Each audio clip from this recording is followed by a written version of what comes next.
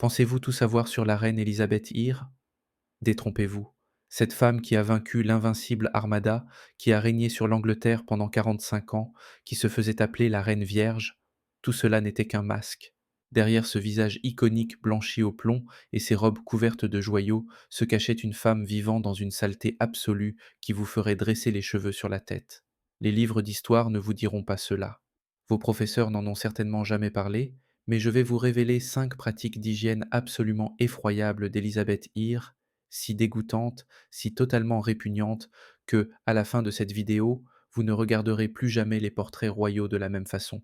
Et la cinquième est tellement ignoble que des ambassadeurs étrangers s'en sont plaints dans leurs rapports officiels à leur souverain. On parle d'une reine qui pourrissait littéralement vivante pendant qu'elle siégeait sur le trône d'Angleterre. Mais d'abord, vous devez comprendre quelque chose de crucial. L'hygiène d'Élisabeth n'était pas simplement mauvaise, elle était une arme, une décision stratégique calculée qui lui a permis de conserver le pouvoir pendant près d'un demi-siècle. Et quand vous entendrez ces faits, vous réaliserez que tout ce que vous pensiez savoir sur l'âge d'or de l'Angleterre reposait sur une fondation d'immondice absolue. Prêt? Allons-y. Numéro 1 va littéralement vous retourner l'estomac. La reine Élisabeth Eyre était accro à quelque chose de si grave, de si destructeur, que cela a physiquement transformé son visage en un cauchemar, le sucre. Mais ce n'était pas une simple gourmandise, c'était une obsession royale qui a coûté une fortune à l'Angleterre et qui a coûté à Élisabeth ses dents, son haleine et finalement la capacité de parler clairement. Voici le topo. Au XVIe siècle, le sucre était plus rare que l'or. Il venait de colonies lointaines, coûtait plus cher que le salaire annuel de la plupart des gens et n'était accessible qu'à l'élite suprême. Mais Élisabeth, elle, le consommait comme un toxicomane moderne. Violette confite au petit déjeuner, sculpture en masse-pain au déjeuner, dessert littéralement dégoulinant de sirop au dîner. Et là où ça devient complètement dingue, elle utilisait du sucre pour se nettoyer les dents. Oui, vous avez bien entendu. La même substance qui pourrissait sa bouche était celle qu'elle se frottait sur les gencives tous les matins.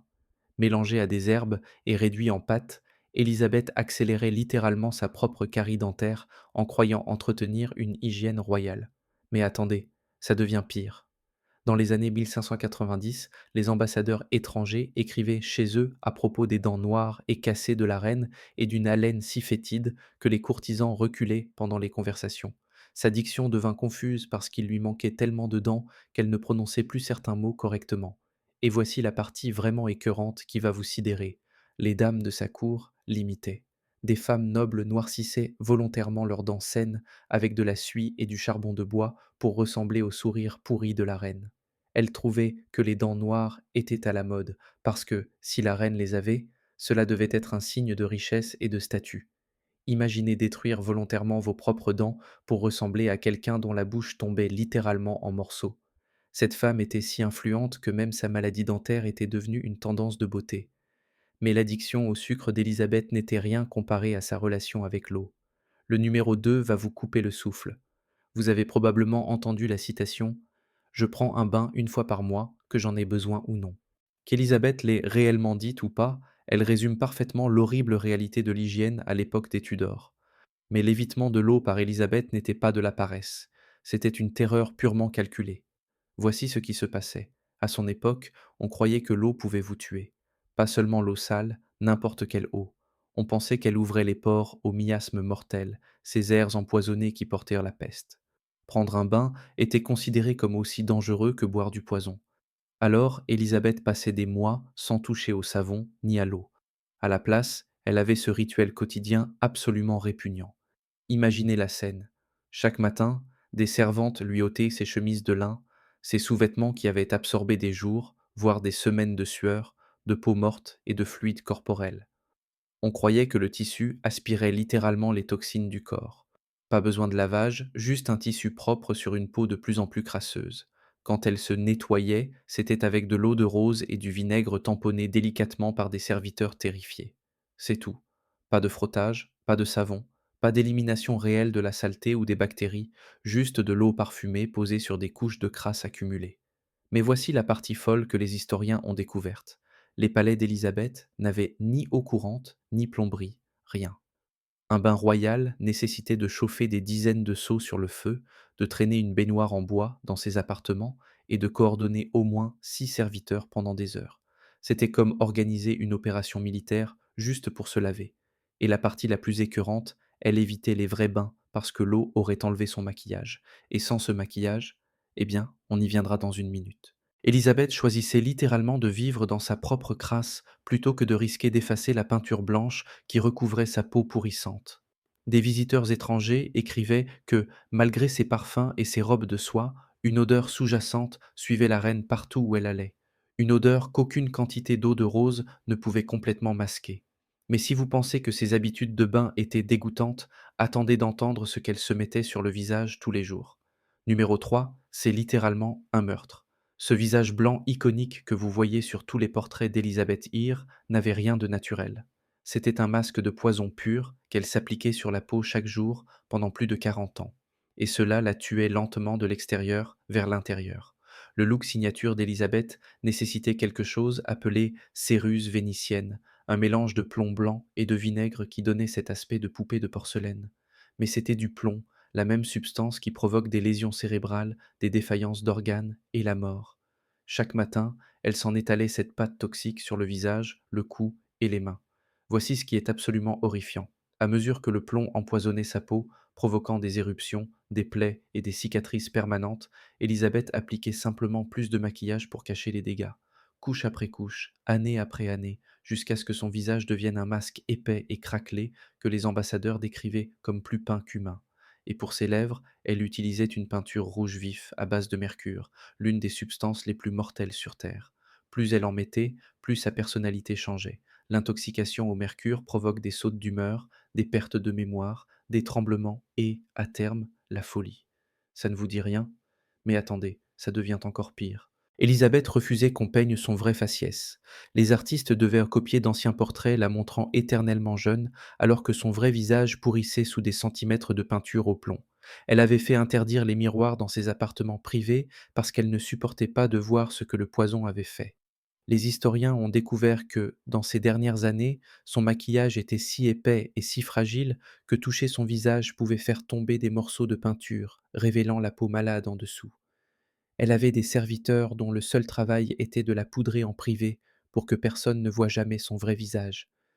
La femme qui refusait de se marier, qui se disait mariée à l'Angleterre, se tuait littéralement pour maintenir une image de jeunesse éternelle et de beauté divine. Elle s'empoisonnait juste pour faire perdurer l'illusion. Mais même cela n'était pas son habitude la plus dégoûtante. Numéro 4. Préparez-vous. Le secret le plus profond et le plus sombre d'Élisabeth n'était pas politique, il était biologique. Derrière tout ce parfum, tous ces gants parfumés et ces pomandeurs, il y avait une femme dont le corps tombait littéralement en morceaux. Et elle le savait. Voici la réalité. Élisabeth portait de petites boules ornées appelées pomanders, remplies d'herbes et de résine, cachées dans sa robe. Dès qu'elle sentait une odeur nauséabonde, y compris la sienne, elle en portait une à son nez. Mais voici la vérité écœurante. Ce n'était pas seulement pour de bonnes odeurs. C'étaient des bloqueurs d'odeur d'urgence pour une femme qui puait la décomposition. Chaque vêtement était parfumé, ses gants étaient trempés dans des huiles, ses mouchoirs étaient imbibés d'eau de rose. Elle se déplaçait dans sa cour comme une usine à parfums ambulante, essayant désespérément de créer une bulle de fraîcheur artificielle autour de son corps en putréfaction. Le plus troublant, en vieillissant, des années d'intoxication au plomb et au mercure avaient fait tomber ses cheveux. Au lieu de laver ce qui restait, elle les raidissait avec de l'eau sucrée et du blanc d'œuf, puis les couvrait de poudre. Quand ça ne suffisait plus, elle portait d'élaborées perruques rousses pour maintenir son image. Mais sous toute cette poudre et ce parfum, les courtisans chuchotaient sur quelque chose de vraiment terrifiant. La peau d'Élisabeth était tellement abîmée par des décennies de maquillage toxique qu'elle présentait des plaies ouvertes, des zones qui pelaient et des parties qui pourrissaient littéralement alors qu'elle était encore en vie. Elle portait une canne parfumée, non pas pour s'appuyer, mais pour la porter à son nez quand elle passait devant des courtisans malodorants. L'ironie est folle. Celle qui sentait le pire se protégeait des odeurs des autres avec une canne. Élisabeth interdisait à quiconque de la voir sans maquillage. Elle avait des serviteurs privés qui poudraient de ses épaules et ses bras en secret parce que l'intoxication au plomb avait laissé des dégâts visibles sur tout le haut de son corps. Elle avait littéralement peur d'elle-même. La reine vierge, celle qui prétendait être mariée à l'Angleterre, était prisonnière d'un corps qui la trahissait chaque jour. Et le pire, on n'est même pas encore arrivé au plus dégoûtant. Numéro 5, ça va vous hanter dans vos rêves. Derrière les salles dorées et les tapisseries de soie des palais d'Élisabeth se cachait une réalité si répugnante que la reine devait littéralement abandonner ses propres résidences pour échapper à la puanteur. Il n'y avait pas de toilettes, pas de plomberie, pas d'eau courante, juste des excréments humains partout. Les toilettes personnelles d'Élisabeth s'appelaient un close stool, une élégante chaise en bois avec un pot en céramique en dessous. Mais ce n'était pas une blague. Ce pot devait être vidé à la main plusieurs fois par jour par un noble appelé le Groom of the Stool. Oui, le travail d'un courtisan royal consistait littéralement à manipuler les déjections de la reine. Mais voici où ça devient complètement dingue. Le reste du palais utilisait des pots de chambre qu'on vidait dans des fosses d'aisance sous le sol. Des travailleurs appelés gong farmers rampèrent la nuit dans des tunnels souterrains portant des seaux d'excréments humains dans les mêmes couloirs où Élisabeth tenait sa cour. Et l'odeur? Les palais brûlaient constamment des herbes, lavande, romarin, marjolaine douce, pour tenter de couvrir l'odeur écrasante des déchets humains. On répandait des fleurs sur les sols et on disposait de la paille imbibée d'huile. Mais rien ne fonctionnait. Les sols étaient couverts de joncs, sortes de tapis médiévaux faits d'herbes et de plantes aromatiques. Mais ils n'étaient nettoyés que tous les plusieurs mois. En dessous s'accumulait la saleté, les cheveux, les restes de nourriture, la salive, le vomi, et pire encore. Des ambassadeurs étrangers écrivaient chez eux à propos de l'odeur fétide et putride qui les frappait dès qu'ils entraient dans les palais anglais. Et voici la partie la plus écœurante. Élisabeth ne se contentait pas de vivre avec cette odeur. Elle déplaçait toute sa cour de palais en palais précisément pour y échapper. Elle fuyait littéralement sa propre crasse. Quand l'odeur des déchets devenait insupportable dans un lieu, elle embarquait des centaines de courtisans et déménageait dans un autre palais, laissant le premier s'aérer pendant des mois. Voilà la vérité sur Gloriana. L'âge d'or de l'Angleterre était littéralement construit sur une fondation d'excréments humains, de maquillage toxique, de dents pourries et d'une reine qui s'empoisonnait lentement à mort, tout en vivant dans des conditions qui feraient révolter des prisonniers modernes. Maintenant, vous connaissez la vraie vérité sur Élisabeth Eyre.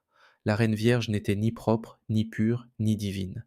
C'était une manipulatrice hors pair qui a transformé sa propre déchéance en arme de pouvoir.